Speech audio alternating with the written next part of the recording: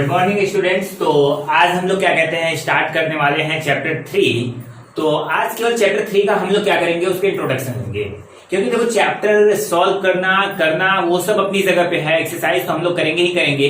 आप याद रखिए कि अगर आप चैप्टर अच्छे से समझ लेते हैं कि चैप्टर कहता क्या है तो आपको चैप्टर करने में बिल्कुल परेशानी नहीं होगी। तो आज हम लोग बात करने वाले हैं क्लास 10 यूपी बोर्ड का अध्याय 3 यानी चैप्टर 3 का दो चर वाले रैखिक समीकरण युग्म, यानी दो चर के जो रैखिक समीकरण के युग्म बनते हैं उनसे रिलेटेड सारे प्रश्नों को कैसे किया जाता है, वहां पे क्या कुछ मतलब तरीके हैं। दो चार विधियां आपको पढ़नी पड़ेगी, ग्राफी विधि, वज्र गुणनखंड विधि, विलोपन विधि, प्रतिस्थापन विधि। इन सभी विधियों के बारे में कैसे हम पता लगाते हैं कि ये संगत है असंगत है, इसके कितने हल हैं, एक हल है अनेक हल है।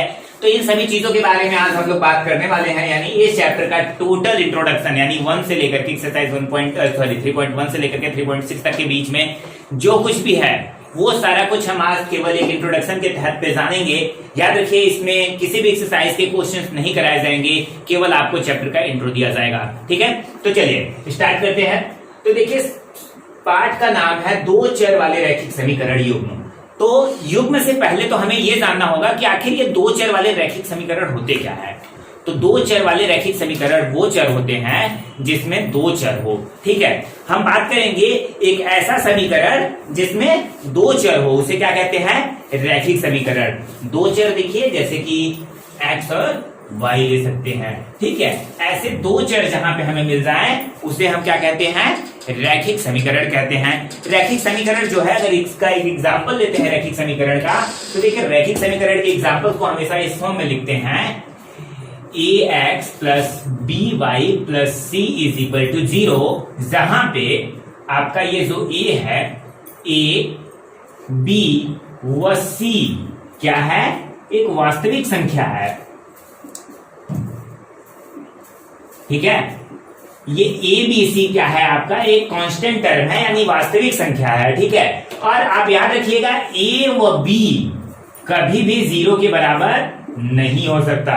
ए और बी का मान हम क्या कभी भी 0, सी का मान 0 रख सकते हैं, सी का मान कुछ भी रख सकते हैं। ठीक है, लेकिन याद रखिएगा ए और बी का मान कभी भी 0 नहीं रख सकते। अगर वास्तविक संख्या कह दिए थे तब तो आप क्या कहते कि सर ए और बी को 0 रख सकते थे। तो याद रखिएगा कंडीशन है ए बी सी व तीनों वास्तविक संख्या होंगी, लेकिन उसके साथ एक कंडीशन जो लगती है कि ए बी कभी भी 0 नहीं होना चाहिए, चाहे ए हो चाहे बी हो, इसकी वैल्यू कभी भी 0 नहीं होनी चाहिए। ठीक है स्टूडेंट्स, तो अब देखिए ये बात तो हम जान लिए कि आखिर दो चर का रैखिक समीकरण होता क्या है। दो चर का रैखिक समीकरण हमेशा आपको इसी फॉर्म में मिलने वाला है, ax plus by plus c is equal to 0 के रूप में। ओके, तो अब बात करते हैं कि दो चर का रैखिक समीकरण युग्म क्या होता है। देखो आपका पार्ट है, चैप्टर है, तो आपको ये जानना बहुत ही इंपॉर्टेंट पड़ता है। तो देखो दो समीकरण युग्म यानी ये जो रैखिक समीकरण युग्म है, यही चीज आपको बतानी है कि दो चर वाले रैखिक समीकरण। तो देखिए क्या होता है, दो चरों में दो रैखिक समीकरण। ठीक है, दो चर में दो रैखिक समीकरण हो, उन्हीं को क्या कहते हैं समीकरण युग्म कहते हैं। जैसे कि देखो एक ले सकते हो एग्जांपल अगर आपको देते हैं, तो देखो हमने क्या कहा था ax plus by plus c is equal to 0, इसी के फॉर्म में होना चाहिए। इसी का एक और पार्ट हो, अगर एक और भाग हो इसी का, उन दोनों के युग्म को यानी जोड़ को, मतलब दोनों का साथ हो, उसी को क्या कहते हैं रैखिक समीकरण युग्म। यानी 1 1 1 कर सकते हैं और a2x plus b2y plus c2 is equal to 0, इन्हीं दोनों को क्या कहते हैं युग्म कहते हैं। आई बात समझ में? आपको अभी तक पता चल चुका होगा कि रैखिक समीकरण युग्म क्या है। ये देखिए रैखिक समीकरण है, ये भी रैखिक समीकरण है, ये भी रैखिक समीकरण है। इन दोनों को एक साथ अगर बात किया जाएगा तो वही क्या है आपका रैखिक समीकरण युग्म है। इस चैप्टर में इन्हीं रैखिक समीकरण युग्मों को हमें क्या करना है हल करना है। कभी आपसे कहेगा ग्राफी विधि से हल कीजिए, कभी कहेगा वज्र गुणनखंड विधि से हल कीजिए, अलग अलग विधियां आपको बताई जाएंगी। और कभी कहेगा बताइए ये दोनों संगत हैं कि नहीं, असंगत हैं, क्या है इनके बीच में संगत है या नहीं है, असंगत है। या फिर आपसे पूछा जाएगा कि ये मतलब हल करेंगे तो इसके एक हल है अनेक हल हैं या फिर एक भी हल नहीं है। तो इन सभी चीजों को हम लोग जान लेते हैं। तो देखिए रैखिक समीकरण युग्म को जब भी हम करेंगे हल करते हैं तो उसे कितनी विधि द्वारा, दो विधि द्वारा हल किया जाता है। पहली विधि देखिए आपको होती है ग्राफी विधि। पहली विधि कौन सी होती है ग्राफी विधि, रैखिक समीकरण युग्म को हल करने के विधि। तो लिख सकते हैं आप यहाँ पे रैखिक समीकरण को हल करने की विधि।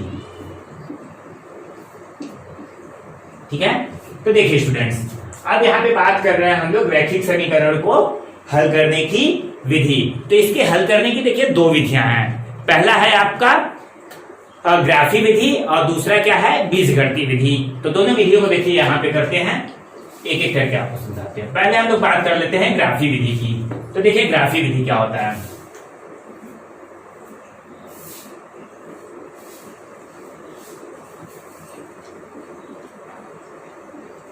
अगर ग्राफी विधि की बात करें तो ग्राफी विधि में देखिए आपको तीन कंडीशन मिलेंगी, और ग्राफी विधि और बीजगणितीय विधि में भी आपको क्या मिलने वाली है, तीन विधियां मिलने वाली हैं। तो पहले हम बात करते हैं ग्राफी विधि की। तो ग्राफी विधि की बात करते हैं तो देखिए आपको क्या होगा, हम आपसे कुछ रिलेशन, देखिए इस तरीके से तीन ग्राफ हम बना रहे हैं आपको। ठीक है, इसी तरीके से आपको ग्राफ बनते हैं, आपको पता होंगे।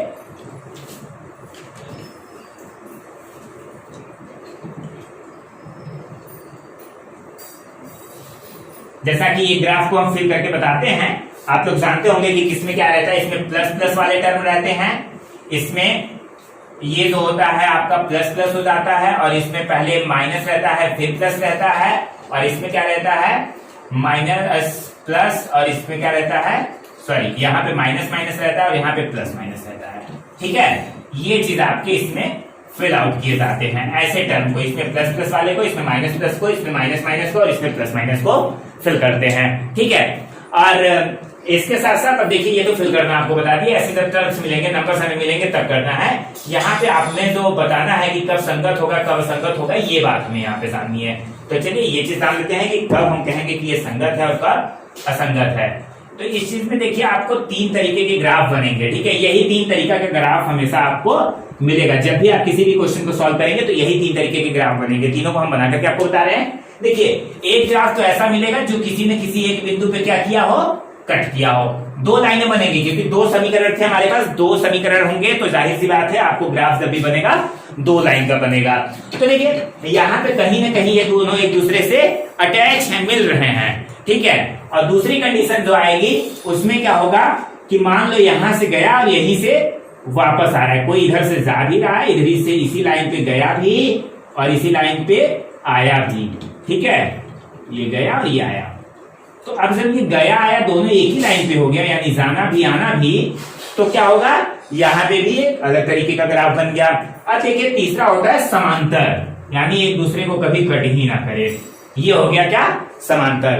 अब तीनों में बात करते हैं। देखिए पहले में क्या होगा, इन दोनों के बीच में कोई रिश्ता है, मिल रहे हैं। ठीक है, अगर हम किसी से मिलते हैं तो वहां पे हम दोनों आपस में मिल रहे हैं, तो ये दोनों आपस में लाइनें मिल रही हैं, तो इनका क्या होगा, हल जो है एक ही है, और वो क्या होगा, यही जो कट पॉइंट है यही इनका हल होगा। और इनके बीच में संगत तो है ही भाई, आपस में अगर हम आप मिलते हैं तो आपके हमारे बीच में संगत है, ये दोनों आपस में मिल रहे हैं तो इनके बीच में भी कोई संगत है। तो सबसे पहली बात तो ऐसा ग्राफ जब भी बनेगा आपको, यानी वो किसी एक बिंदु पे कट किया हो, तो आपसे पूछा जाएगा ये संगत है क्या असंगत है, तो आप कहेंगे कि ये क्या है, संगत है।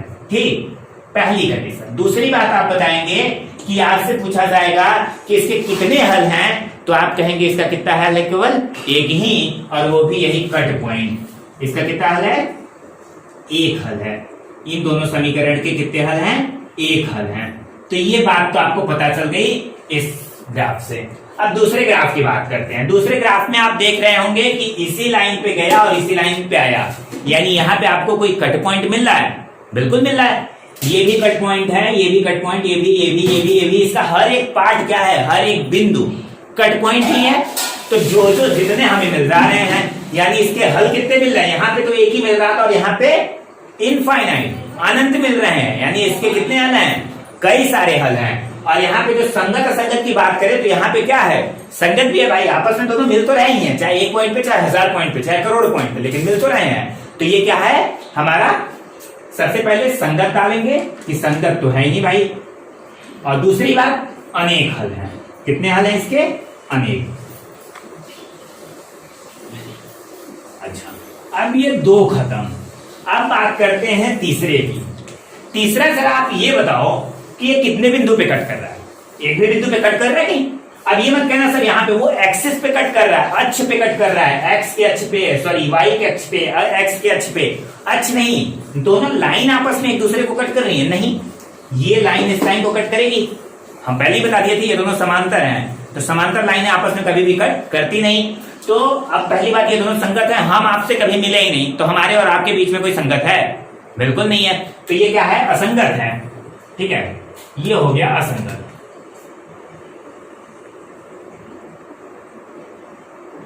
अब बात करते हैं कि यहाँ पे कितना हल है।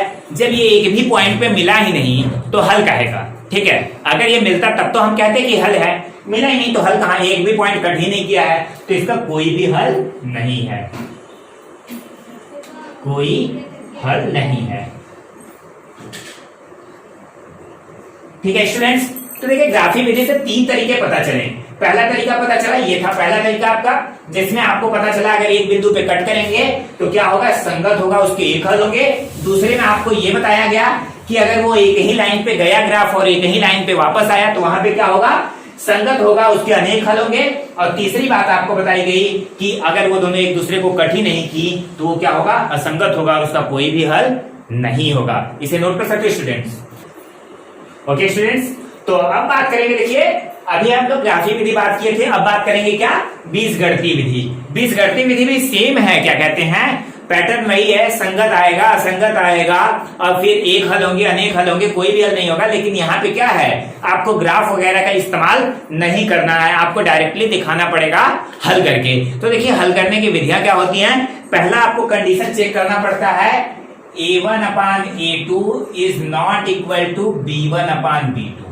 पहली कंडीशन, ठीक है, पहली कंडीशन क्या है? a1/a2 is not is equal to b1/b2। अब दूसरी कंडीशन देखिए आप क्या लिखिए, a1/a2 is equal to b1/b2 is equal to c1/c2।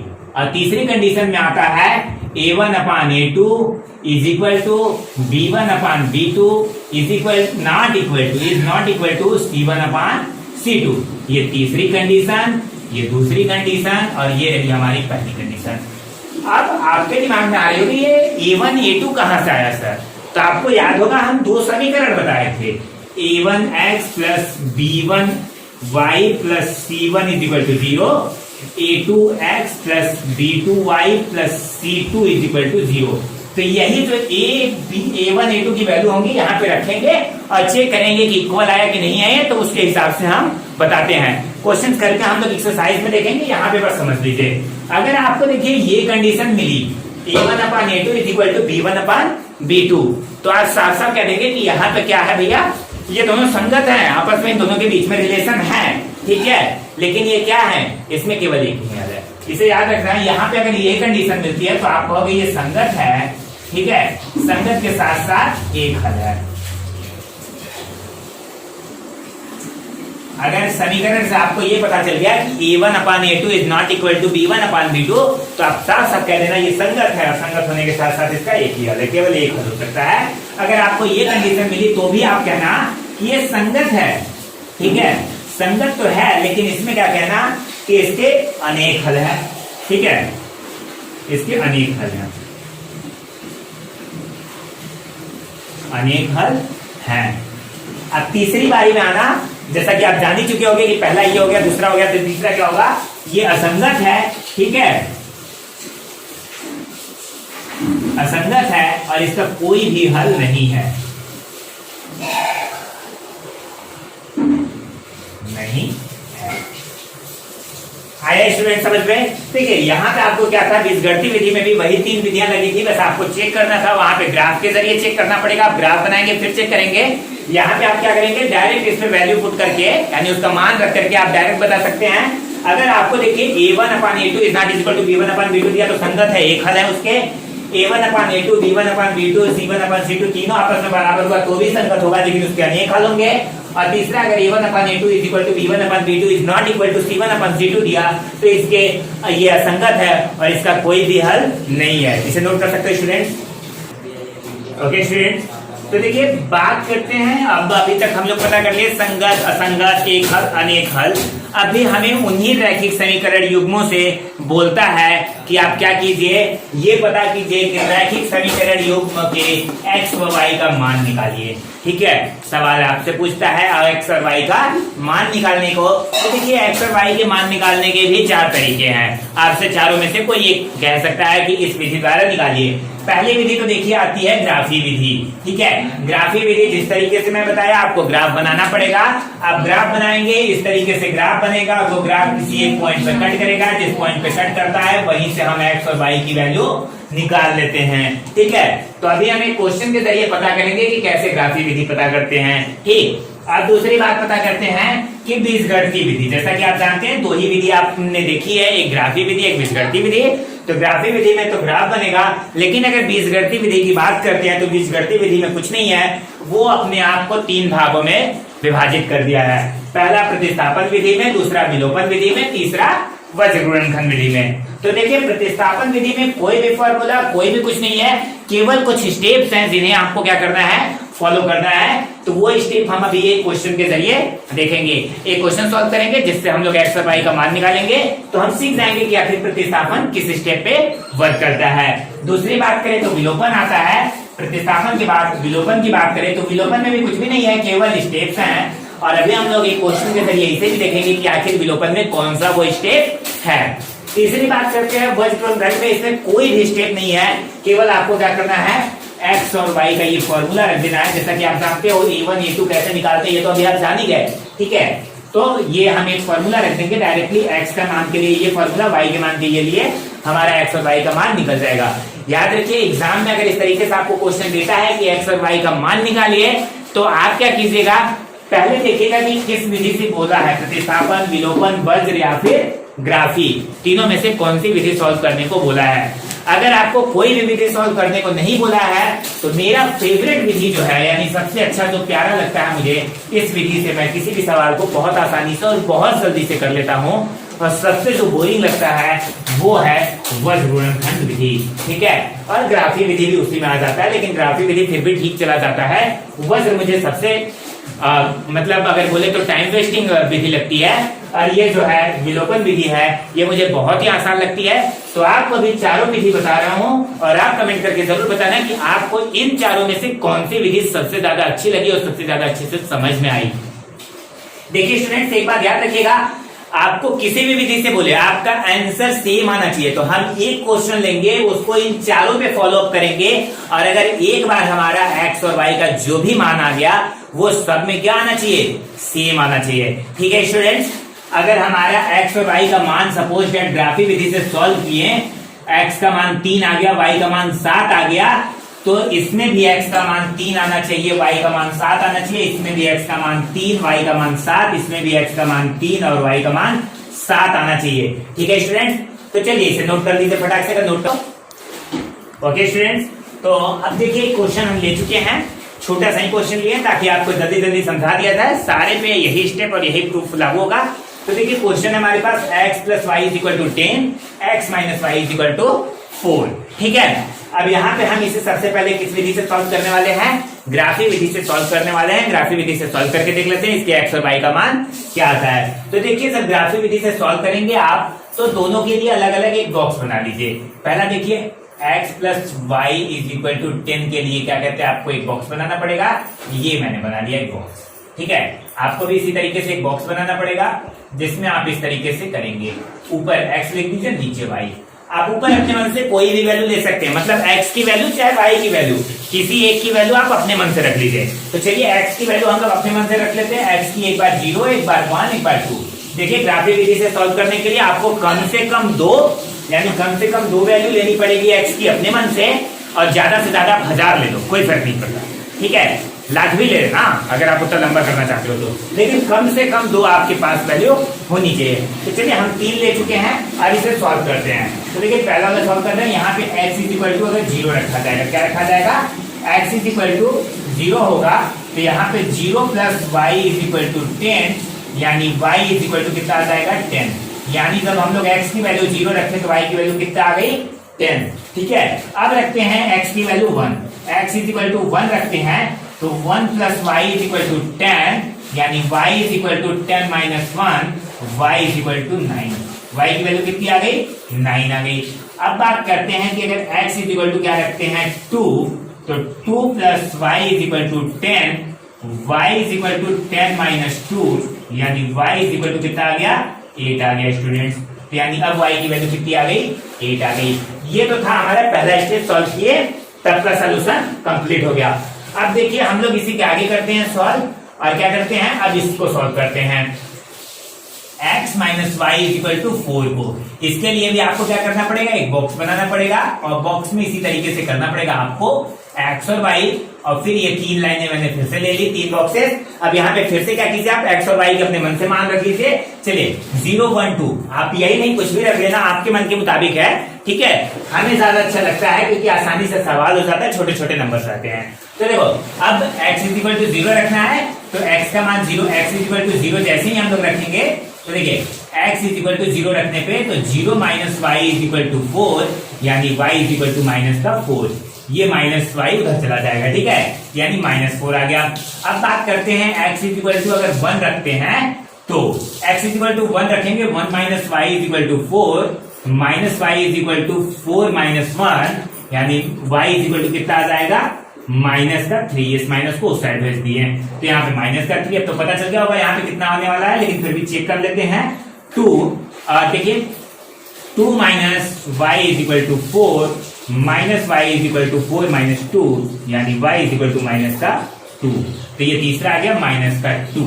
तो देखिए ये सोल्यूशन हम लोग कर चुके हैं। अब क्या करना है, हमें इसका ग्राफ बनाना है। तो देखिए इतना करने के बाद आपको क्या करना पड़ेगा, इसका ग्राफ बनाना पड़ेगा। तो आइए एक छोटे से में ही देख लेते हैं ग्राफ कैसे बनेगा इसका।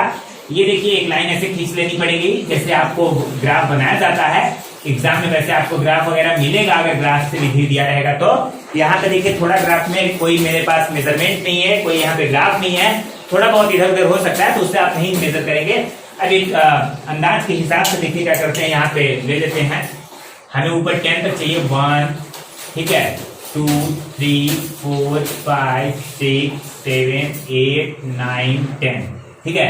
ये 10 तक एक अंदाज के हिसाब से ले चुके, इधर भी उसी हिसाब से लेंगे, 1 2 3 4 5 6 7 8, लगभग बहुत है। इधर भी 1 2 3 4 5 6 7, 1 2 3 4 5 6, कोई दिक्कत नहीं। इधर -1 -2 -3 -4 -5 -6, और ये -1 -1 -2 -3 -4 -5 -6 -7, इधर 1 2 3 4 5 6 7 8 9 10, और इधर भी 1 2 3 4 5 6 7 8, ठीक है। तो चलिए हम क्या करते हैं, इस पे लाइन ड्रॉ करते हैं। तो देखिए पहले वाले पे आते हैं, x इज इक्वल टू 0 तो y इज इक्वल टू 10, ये x एक्सिस होती है और ये y एक्सिस होती है, ठीक है।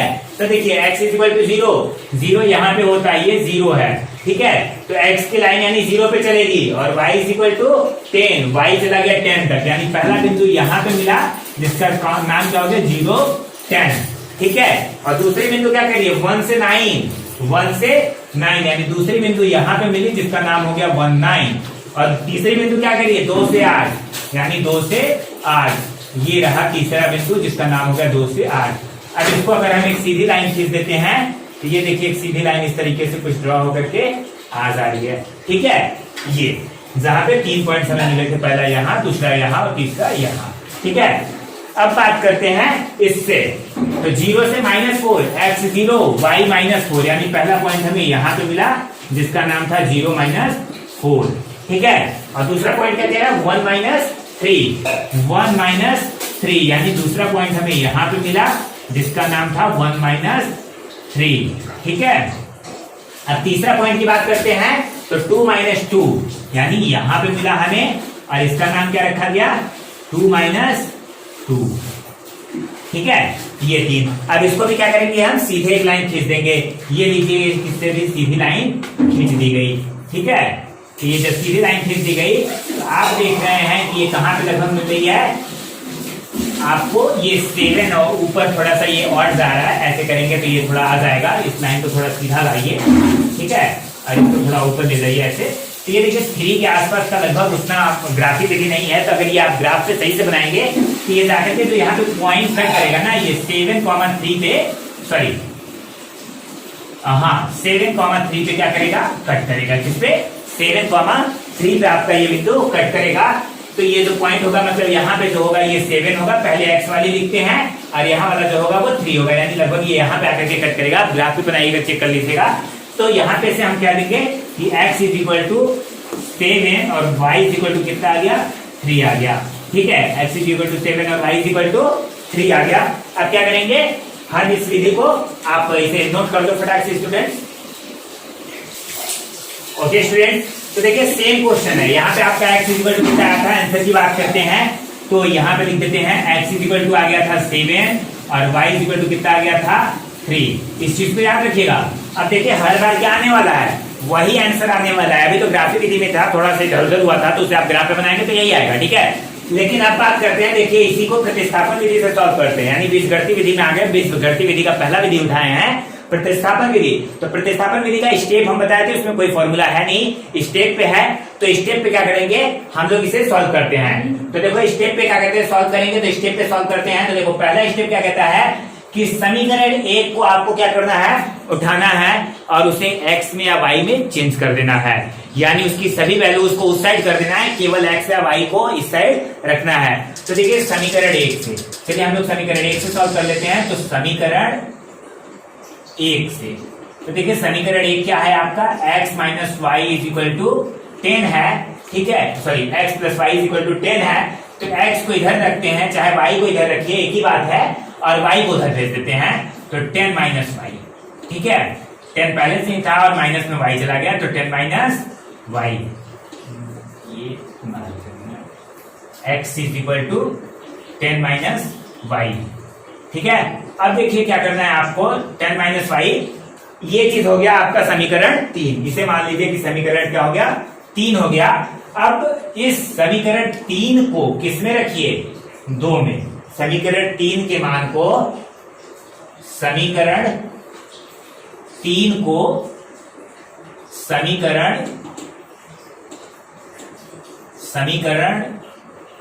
2 में रखने पर,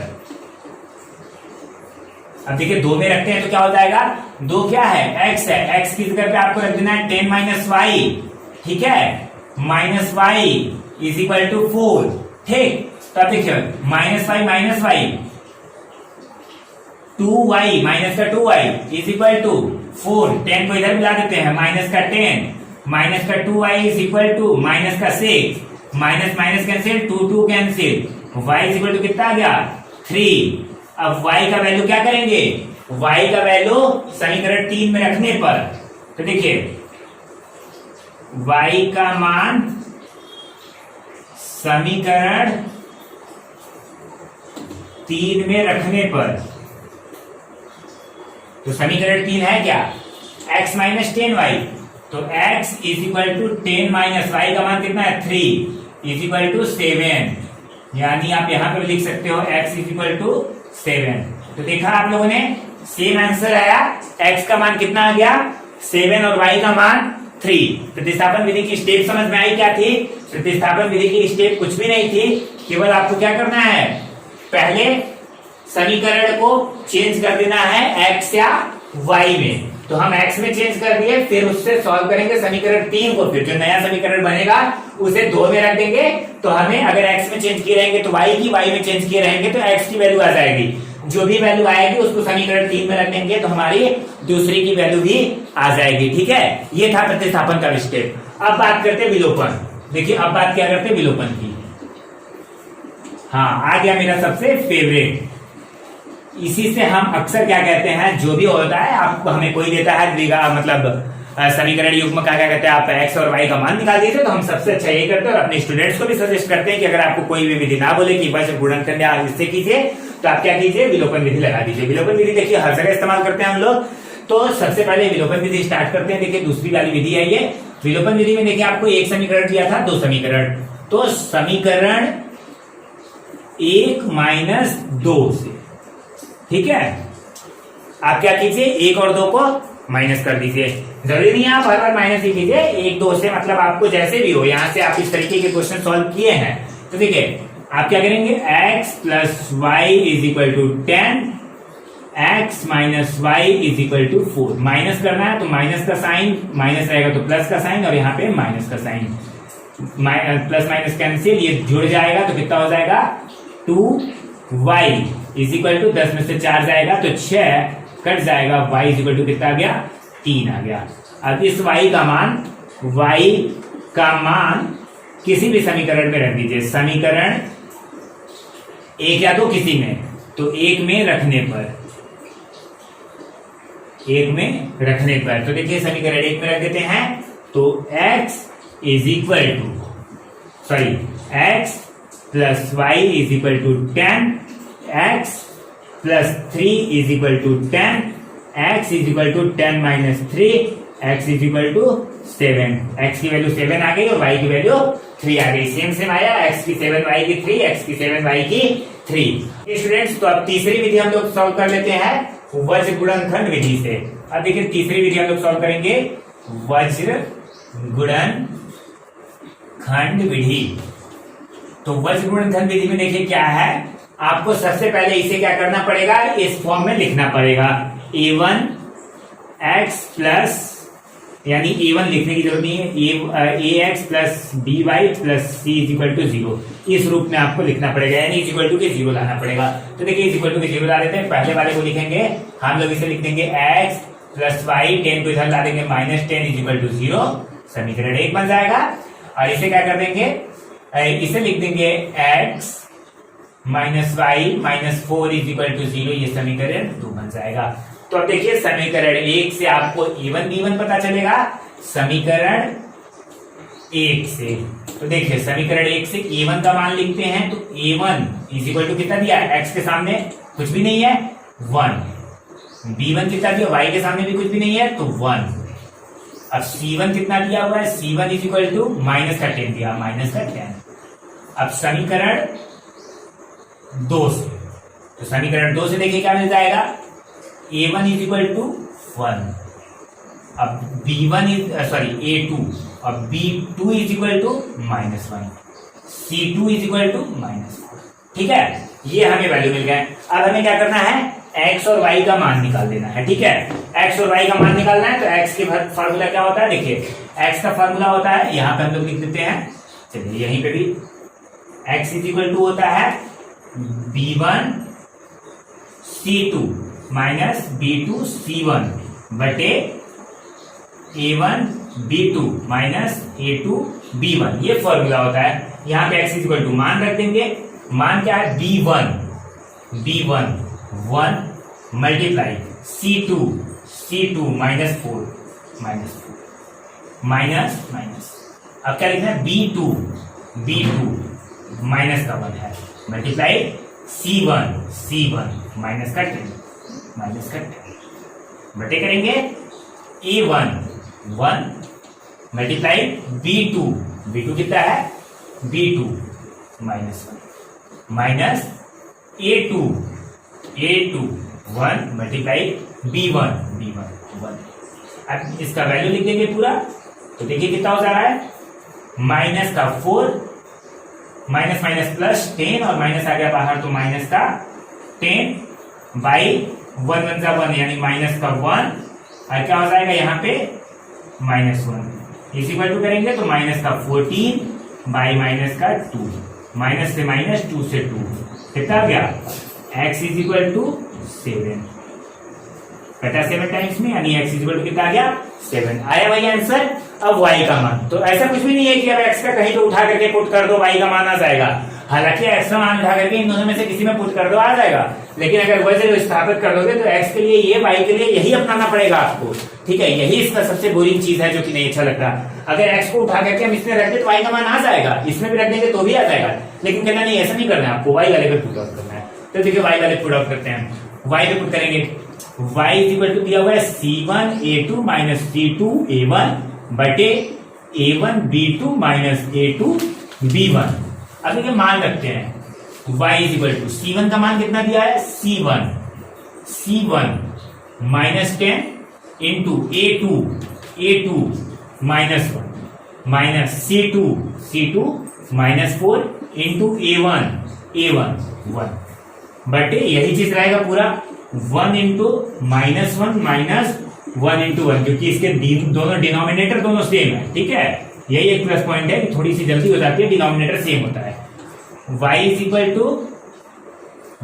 टू माइनस माइनस प्लस हो जाएगा, 10 आ जाएगा, माइनस माइनस प्लस हो जाएगा, वो भी अब ये देखिए माइनस माइनस प्लस हो गया, और यहाँ पे भी -4 और यहाँ पे 1, तो यहाँ पे भी क्या आ गया माइनस का 4। अब यहाँ पे करेंगे तो सॉरी प्लस का आएगा ना पूरा, और उसके बाद इसका कर लेते हैं तो -1 into -1 sorry -1 is equal to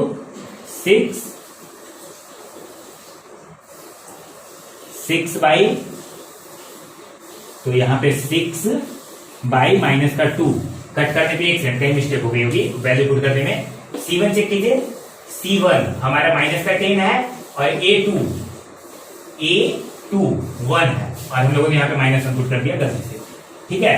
तो ये भी क्या आएगा माइनस का आ जाएगा, ठीक है, ये माइनस आ गया और यहाँ पे माइनस माइनस प्लस 10 हो जाएगा, ठीक है। तो अब यहाँ पे क्या आ जाएगा माइनस का 6, माइनस से माइनस कैंसिल, प्लस से प्लस कैंसिल, यानी y इक्वल टू कितना आ गया 3, ठीक है।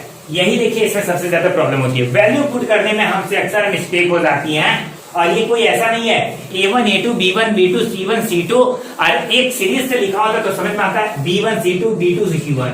अब ये क्या है B1 C2 B2 C1, ऊपर नीचे अलग घुमा करके दिया, इसलिए सबसे ज्यादा डिफिकल्ट पड़ जाता है। तो स्टूडेंट्स ये रहा, हम आपको विधियां बता दिए, प्रतिस्थापन बता दिए, उसका हर एक चीज बता दिए।